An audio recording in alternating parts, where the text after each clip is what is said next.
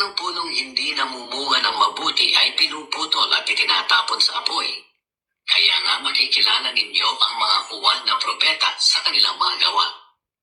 Hindi kikilalanin ng Diyos ang mga gumagawa ng masama. Marami ang tumatawag sa akin ng Panginoon, pero hindi ito nangangahulugan na makakapasok sila sa kaharian ng langit.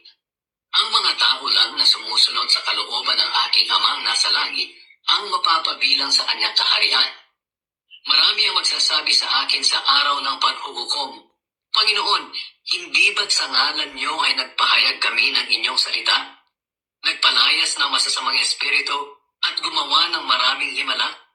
Ngunit sasabihin ko sa kanila, hindi ko kayo kilala. Lumayo kayo sa akin, kayong mga gumagawa ng masama. Ang dalawang uri ng taong nagtayo ng bahay.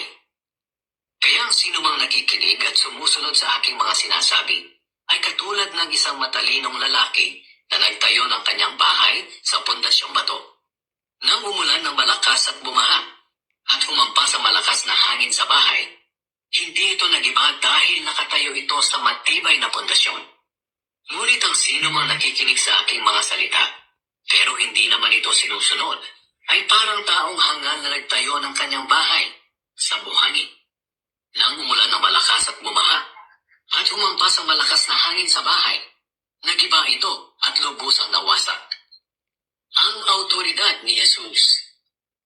Pagkatapos ipangaral ni Jesus ang mga bagay na ito, namangha ang mga tao. Dahil nangaral siya na may autoridad at hindi tulad ng kanilang mga tagapagturo ng kautusan.